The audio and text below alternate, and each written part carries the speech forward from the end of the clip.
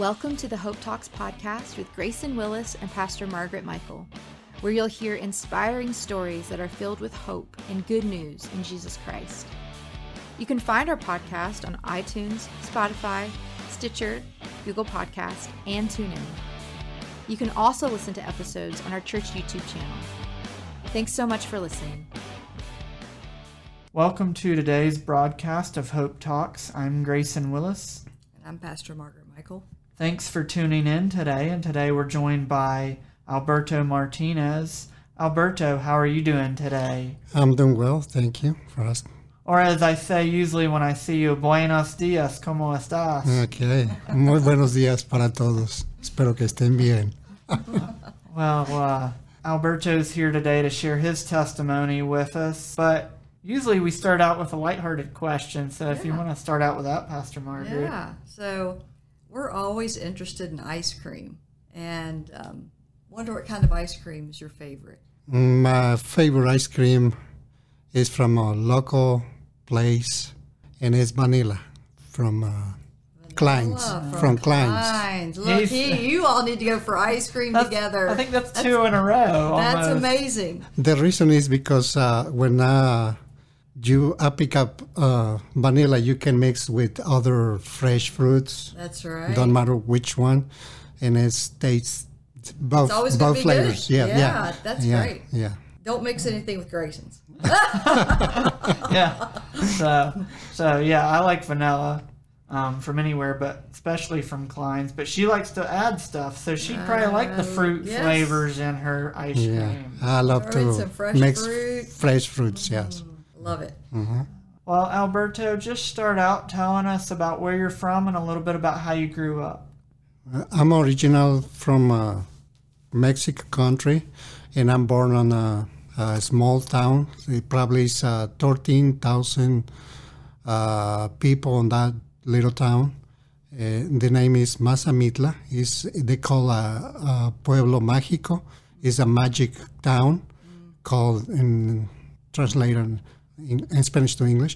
So anyways, this town is like, it's about 2,300 meters from the ocean level. So it's pretty high. We're talking about 6,600 feet. So it's pretty high. Always the weather is cool.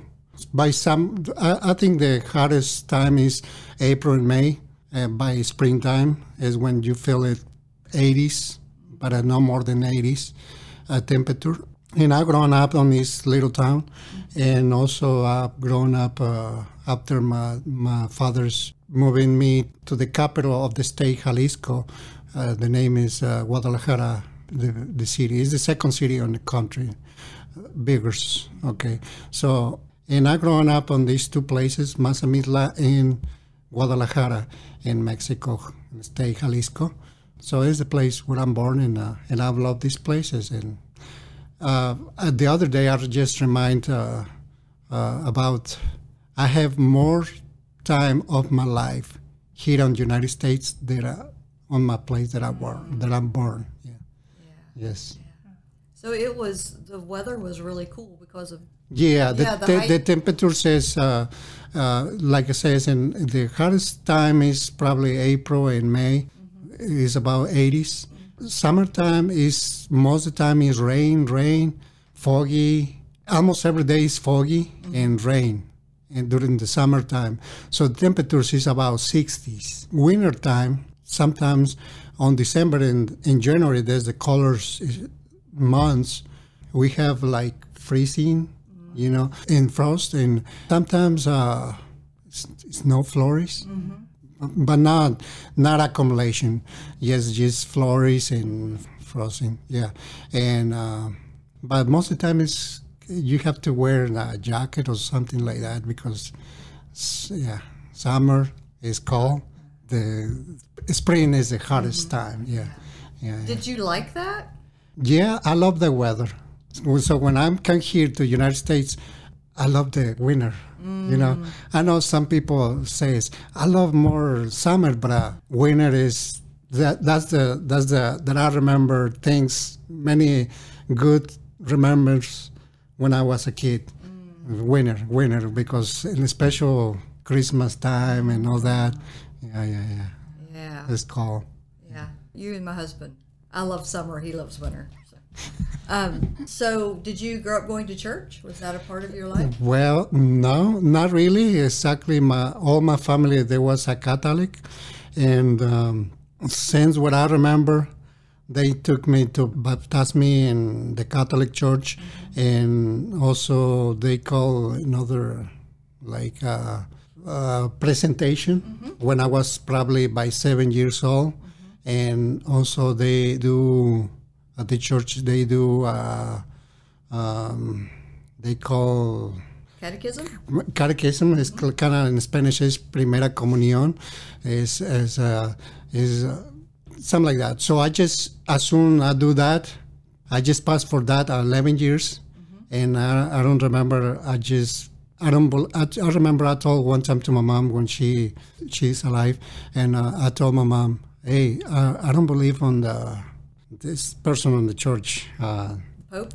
The Pope, and some other rules they have. So I remember my mom told me, don't believe on them, believe on Jesus.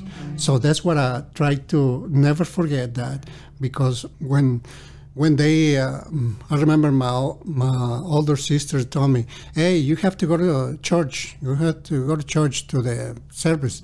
They call misa in Spanish. So I just say, yes, I'll be there. And I've never been there.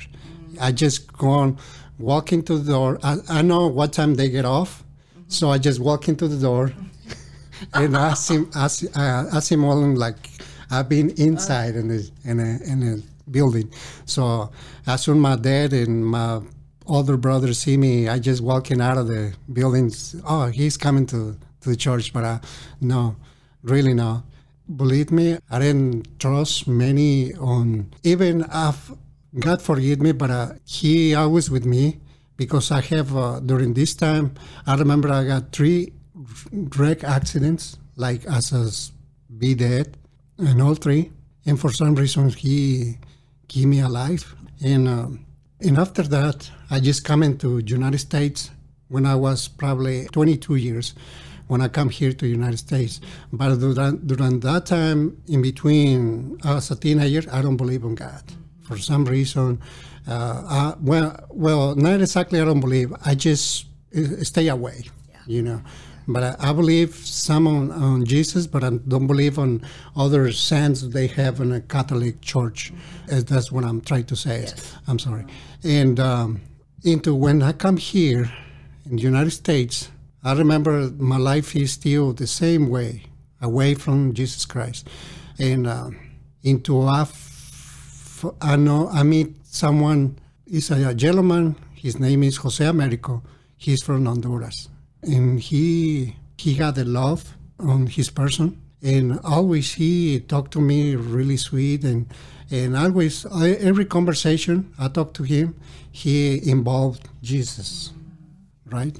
So I tried to listen him, because before that I got bad company and my friends, because they don't believe on Jesus. So I say that's true. I just thinking one time, if Jesus exists, I don't believe. So I tried to keep it what my mama says. But my friends always tell me, no, Jesus don't believe.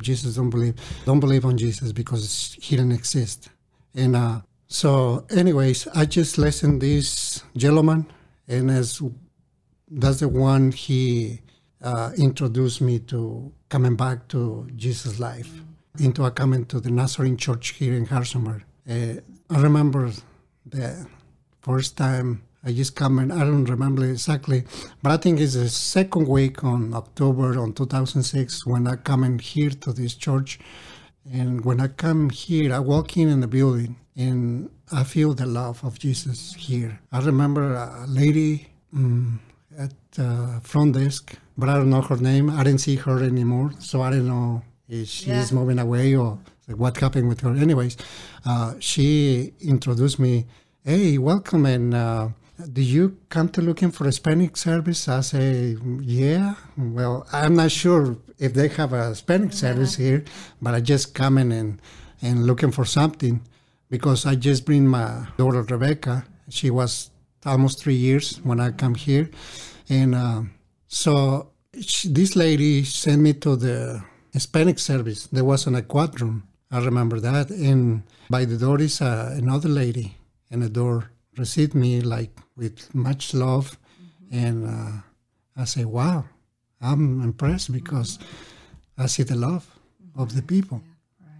Well, Alberto, what brought you to the U.S. and what brought you to Harrisonburg? Okay. The first time I just gone from Mexico, I just coming directly to New York City. But the life in New York City is kind of similar by Guadalajara, Jalisco, Mexico, because it's a huge city too. But the difference is it's kind of like difference in rush. The life is rush in New York City. So I remember I get up at 4 o'clock in the morning to get to work start 7 o'clock in the morning every single day. So I gotta run every single day.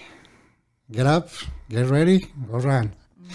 Run to the bus, run to the ferry, and run to the train, to the subway. Every single day, same routine every day. And I know a guy, he lives on this area in Virginia, so he shared his phone number. So one time I just thinking in New York City, one evening I remember, I said, I'm exhausted, I'm tired of this life. I mean, just leaving for work, coming home, get ready for the next day, and next day, same thing. Every single day, 6 days a week. So I just decided to call him and see how's the opportunities at this area. And he told me, yeah, if you come, I can help you. There's a lot of opportunities, jobs here. So I decided to come to this area. And after come to this area, I've been a month, and I say, wow, what a difference. Very much so. So the weather, I love it because it's mountains, like the place where I born in Mexico, mountains. So I say, good place to live in here. So I decided to stay here. So the rest of my time, because in New York City, I just spent like 11 months up there. And I just come here, and I say, I stay the rest of my life here in this area in Virginia. Yeah. So you came in that first Sunday, and you felt just the love, felt like something was different. Yes, because during other times here in the United States, I visit in other churches that my partners or work invite me, and I go there sometimes. I don't see that love I receive here. I'll be honest. When I come on, I've been in other churches. Many people, they come and shake your hand, but I feel like the people feels better than you are, because like I'm dressed up and I don't feel comfort because and when I come here, I try to be dressed nice, but not really nice in other churches I've been. But here, I feel different, completely different. And I remember the lady received me at the door at the quad room, where the Hispanic service is, a couple of years ago.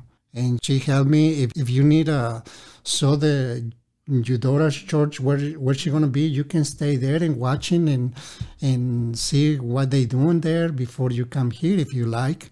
And I say, yeah, I like to see where Rebecca's going to be, and at the same time when I'm going to be here. So I just walked to the room upstairs, I remember. And I remember Pastor Big. He was there, and Pastor Camelot. And they both received my daughter Rebecca. And so after that, I just spent a couple minutes to watch it when the kids service start. And I say, wow, it's pretty nice. So I love to stay there, but I say, no, let me go downstairs and enjoy the Hispanic service. So first day, I feel in love through here on this church. And so second Sunday when I come, I don't bring Rebecca, but I come myself, and I feel the same thing. And I say, wow, this is the place I'm looking for. I mean, because I'm looking at other places before this church, and I say, this is the right place, I believe. Yeah. And I'm so grateful, thankful to God to bring me to this place. Me too. Yeah, me three. Yeah, we're glad he brought us here and you here. Yep. And it's just neat, I think, how you said you came here, you know, the Lord led you here. It wasn't by accident. And you didn't know we had a Hispanic service, but the Lord knew. And he knew that that was where you would feel most comfortable. And those were the early days. If they were meeting in the quad room, that would have been the early days of the launch of the Spanish service, the Spanish congregation. So it was just in the nick of time, so to speak. And when you were talking about bringing Rebecca, I believe sometime last year we did her testimony, and she remembered being in Children's Church with Pastor Vic and Pastor Camelot, as you mentioned. And so, it was really good for both of you all. What else do you want to share about since your time here in Harrisonburg or your time at the church? I know you volunteer a lot here, both at the church on Sunday morning with a Hispanic service, and also you volunteer at Hope Distributed, which is our food bank and clothes closet connected here to the church. Yes. Well, after I've been a couple years here at the church, Pastor Sam invited me to be part of the many ministries, and I've been in a couple of different ministries, but my passion is helping others all the time, because probably when I was a kid, I see my parents help a lot of people in needs. Yeah, so I growing that, seeing that. So that's the reason I love to help others. So when Pastor Sam invited me to be part of the food bank board, and so I accept. I don't think I say no. I don't have to think. I just love to do that. Yeah. And every time since when I've started working at the food bank, I try to be there every single day. They are open. So I miss a lot of days during another compromise I have, but most of the time I've been there and the day's open, and I feel so happy when people do good comments about what I do there, and I don't want like some people. Pat on the back. Pat on my back, my shoulders. I don't like that. I don't like that. Really, I don't like that. I like to do good things with the people. No, they don't know what I'm doing. Because I want to share a couple of things with me and my wife, Felicidad. We working there both together, homes to homes. Many good and bad experience for the people, but a good experience for us because we're growing on a love for others. I'm gonna like to share one time. We're going to pick up some beds donated from Massanutten. So we took the old backstroke they have at the food bank, if you guys remember. Loaded up like close to 20 beds completely, back spring and mattress, completely. Almost 20 beds. So we got room in a warehouse to put him back. But as soon as we pick it up, me and my wife decide to go in any neighborhood and ask him if anyone needs some beds. So we pick up a neighborhood in area Harrisonburg or Rockingham area. And the first stop, we unloaded all the beds. And I remember a young lady, probably I say 15, 16 years old. And she's come in and she asked us if we sell the beds. And I just joking, I say, yeah, we sell the beds for free. So you want one? Yeah. She say, yeah, I need one. At least I need 3. But let me talk to my dad. And she ran gone to her house and come with her dad. Her dad come and us, and he asked us if it's true, if this bed is free. And I said, yes, we donate these beds for free. And he started rip his eyes and he says, come to my house, please. I want to show you something. So we walk in the house in the 3 bedrooms. All 3 bedrooms has a wood pallets as a bed. Wow. Mm-hmm. And only a blanket. So we give it for them 4 beds completely, back spring and mattresses. And one of the experience, that one is broke my heart. Another time, it's a single mom with 3 kids, 3 little ones, probably 2, 3, and 4. And this apartment is a concrete floor, and I was sleeping on the concrete floor, cold, hard floor and cold. So it's another experience. I remember that this church makes the difference. Mm-hmm. And so many good experience to help others. So I love to be part of this. And when I'm here at the church, I'm working with Pastor Julie, helping with Kids City Ministry.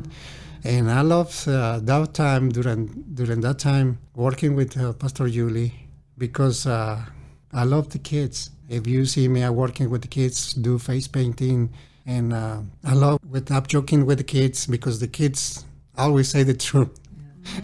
Don't they? Yeah. And during that time, when I enjoyed the be part of the group, Pastor Julie, I love with the end of the service, we make small groups, and I got my groups, and I always make a question about the what they learned that day. So I impress every single kid. The answer, I mean, they put attention on the whole service because when you asking the questions, they answer. All the kids raise the hand and they like to answer, and so I have to pick up one. Okay, you answered right now. That's just this time now.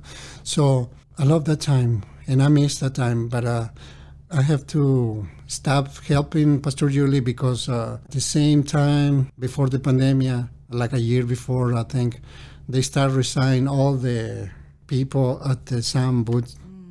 For our service, because 2 they moving away from other states and 1 resigned because the job, I think, the work, and so nobody's gonna just me. So that's the reason I moved from the Kids City to just get a full time at the sound booth. Into Alpha now, another help his name is Kenneth. So I'm gonna get I feel like I'm gonna.